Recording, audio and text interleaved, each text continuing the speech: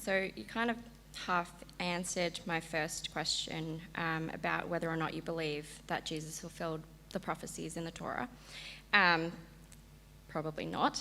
But that also leads me to ask you, if not a fulfillment of prophecies while Jesus was here on earth, why would you hope in a Messiah to come back home unless he was both God and man?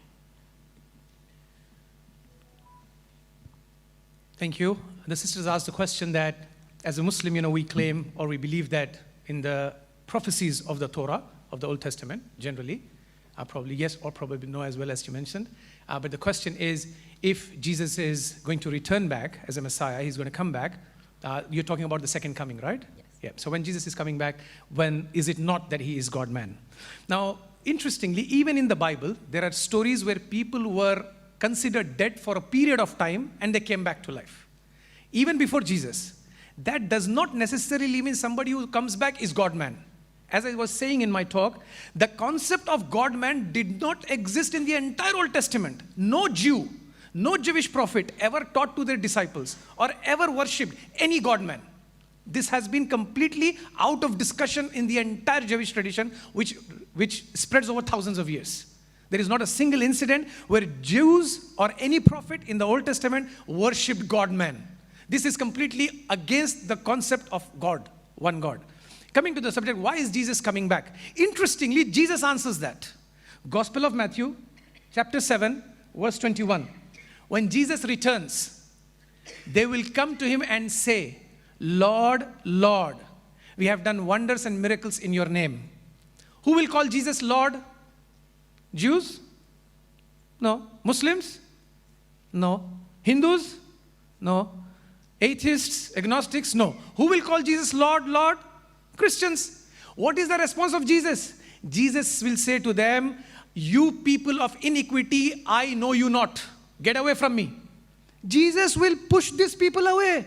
Who will call him Lord, Lord, we have done miracles and wonders in your name. Why is Jesus pushing them? What iniquity have they done? They are calling him Lord. And Jesus is saying, get away from me. You have done wonders and miracles in my name. That's fine. Doesn't matter. Go away from me. What explanation is there except that Jesus is coming back to clarify that he is not God-man? That would be my response to that. If I've got a few minutes. Yeah. I'll just touch base. As Dr. Peter mentioned, especially one of the interesting verses from the Bible, Gospel of John, chapter 8, verse 58, which actually where Jesus says, before Abraham was, I am. So the Christians generally say, see, here when Jesus said, I am, this is the same I am that God used in book of Exodus in the Old Testament, in chapter 3, verse 14, where God said, I am who I am. So this I am is sort of a title for God. So God has used it for himself. Now Jesus, while responding to the Jews who were questioning him, who were challenging him, he said, before Abraham was, I am. Now see, let's think about it. First of all, from the scriptural point of view, first point, from the scriptural perspective, the word God used, I am, in the Old Testament is ho-on, the original. The problem generally what happens is we are all reading the English text, the English translation, which keeps changing from time to time, from Bible to Bible, from version to version. Let's go back to the original. The word I am that God used in the Old Testament is ho-on. If Jesus is going to use the same I am, what should be the word in the New Testament? Ho-on. For your information, the word that Jesus uses in John 8:58 is ego eimi. It is the mistake or willingness or an intentional mistake of the Bible translators who want you to believe that Jesus is God. But in reality, the original text does not have anything that indicates that Jesus is God. Furthermore, interestingly, if somebody wants to call Jesus God, the Bible has many gods. Bible has many people called as God. Jesus calls Jews as gods. When Jews wanted to attack Jesus, they picked up the stones in Gospel of John chapter number 10 verse number 30. They wanted to attack Jesus from 10:23. Jesus asked them, for what good things do you stone me? They said, not for the good things, but for the blasphemy. What is the blasphemy? That you claim to be someone godly. So you know what Jesus says? Is it not written in your law that you all are gods? Jesus is saying to Jews who are picking up stones to kill him for blasphemy, he's saying to them, is it not written in your law that you all are gods? That's the Bible. Gospel of John chapter number 10 verse number 34. Furthermore, book of Exodus, where God says, it is said to Moses, you are a God to Pharaoh. God.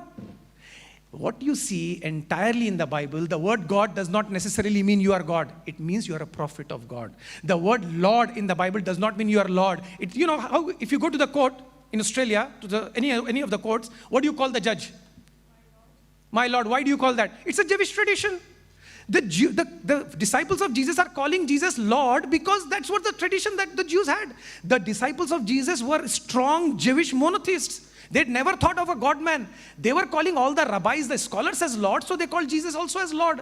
Now, what mistake had happened is people started to consider Jesus as now God-man.